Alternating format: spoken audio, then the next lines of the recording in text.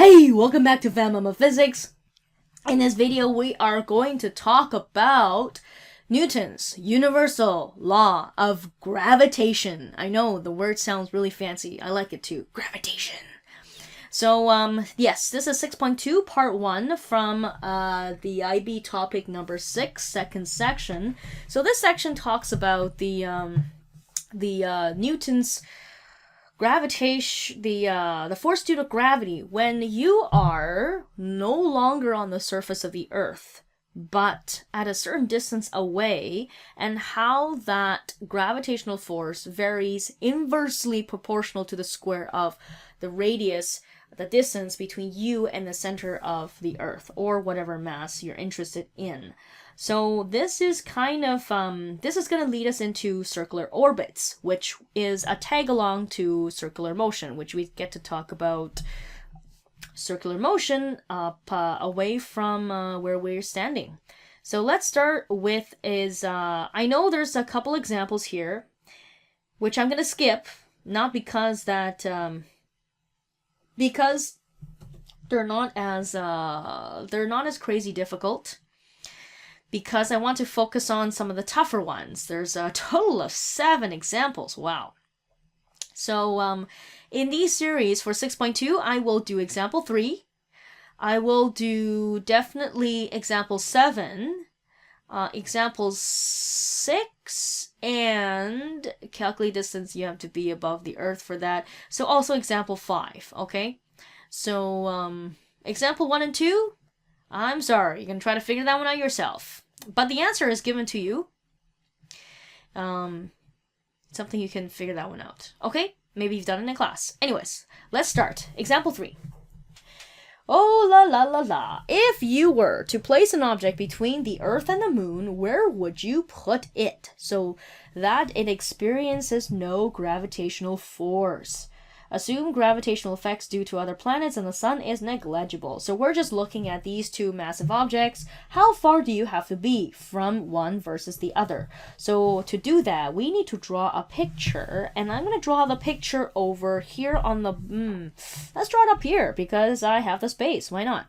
Okay, so we have Earth all the way here. And the moon is somewhere over there. And just by the diagram and the relative masses of both, you might have guessed that this center point, which there's no gravitational force experienced by any kind of mass, would be closer to the moon versus closer to the Earth. So you're definitely right on that one. What we need to do now is we need to set a few distances up. So first of all, we know that, let's take a look at a few numbers that were given, some useful numbers. We like useful numbers. We are given the Earth's radius, Earth's mass, the Earth-Moon orbital radius. Okay, so whenever we talk about orbital radius, it's always talking about, it assumes that one of the objects is orbiting the other one, so that would be the moon around the Earth. And if it's talking about specifically the orbital radius, then that is specifically from center to center of the two objects, including the one that's in orbit. Okay, so it starts off at the center of the Earth all the way to the center of the moon. This is 3.84 times 10 to the power of 8 meters, okay? And we are assuming that this point where there is no gravitational force experience, ICA, zero gravitational field, which we'll talk about later, is roughly there. We'll say it's roughly there. And what do we want to do? We want to say, where would you... Okay, so I'm going to assume that the value that I want is going to be the one that is away from the center of the Earth. So that's going to be my x. Meaning that the remainder, this remaining distance here, is going to be 3.84 times 10 to the power of 8 meters minus my x value. It's going to be the remainder, okay? And we want it so that there is equal gravitational force. So to write this one out, we know that the gravitational force is F big G equals to the universal gravitational constant, G, times mass 1 of an object and mass 2 of the other object divided by the separation between their center of masses, r. Okay?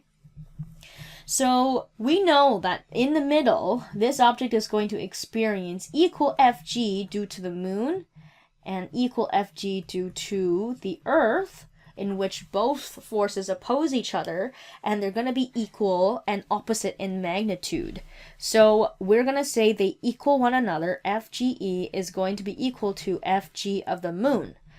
So what is the, what do we know here? Well, let's say this object has a mass of m.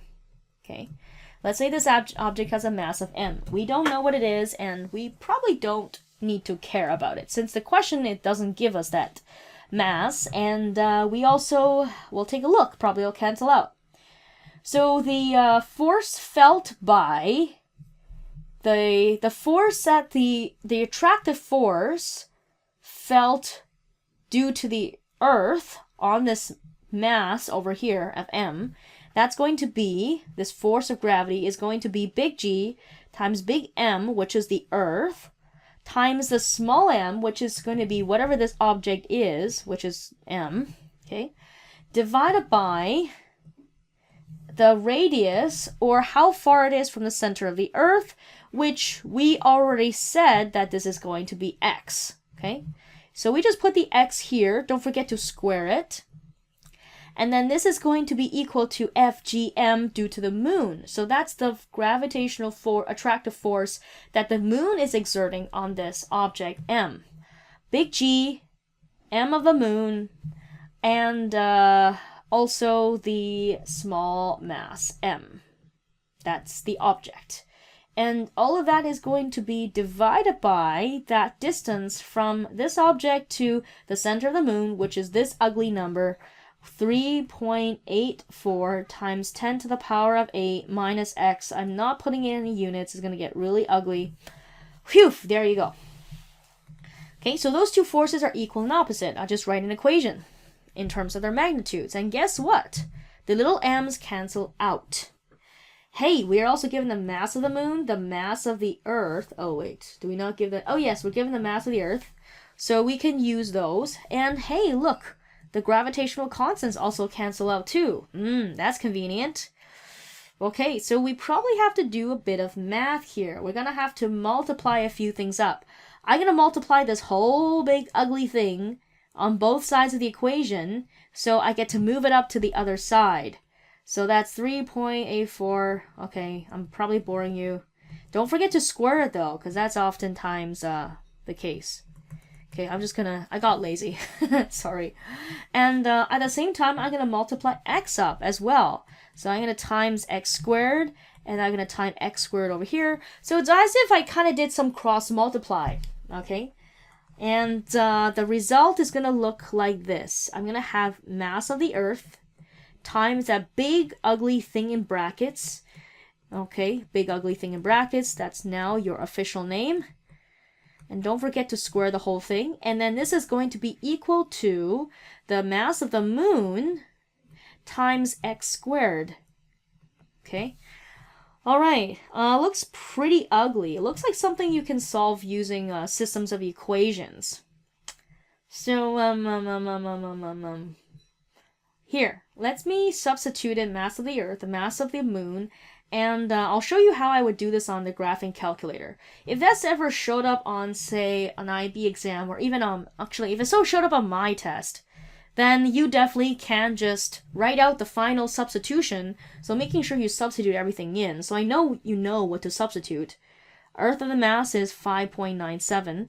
So after you do all the substitution, you can just write a line saying, oh, I solved the rest of it using my graphing calculator. So just write a note to me, and maybe a line or how you did it. Maybe using equation solver or using graphs or whatever.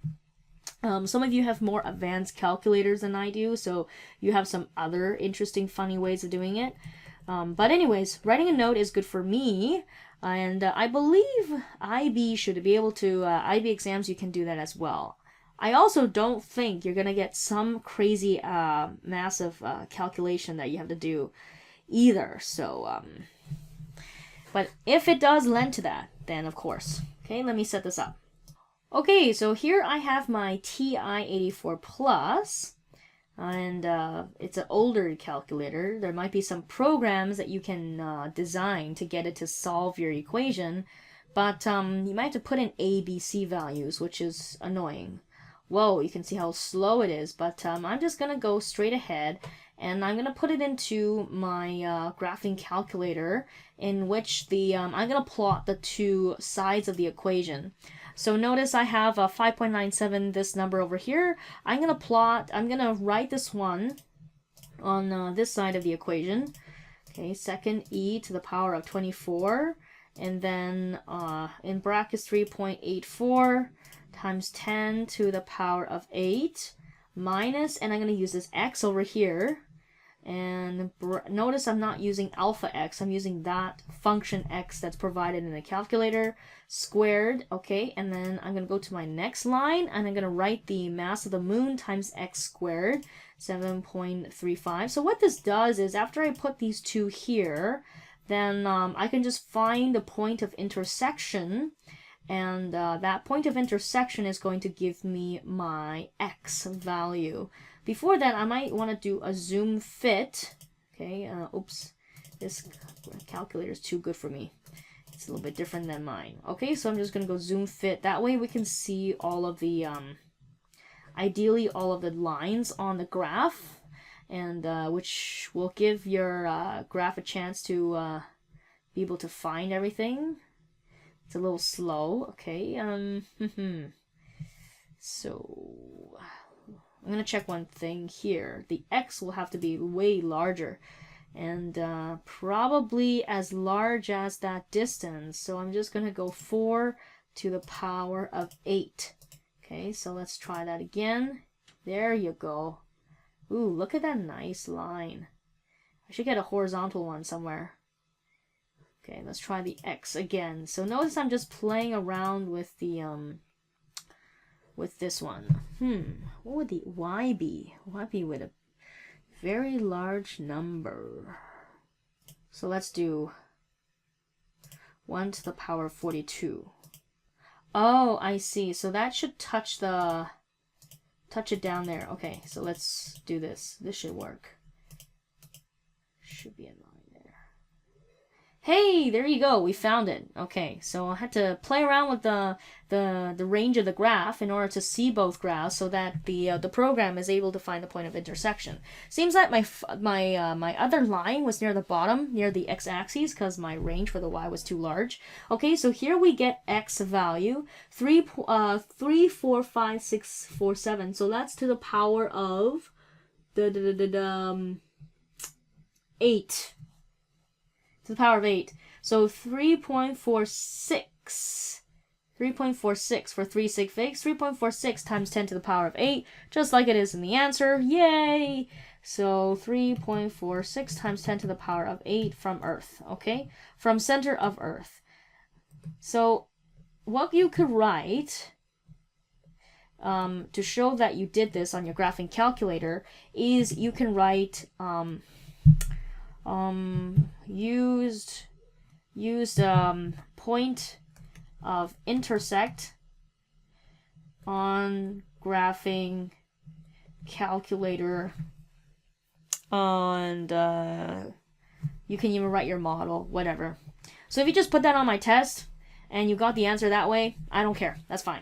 You don't have to do quadratics. You don't have to solve a quadratic. That's a lot of work.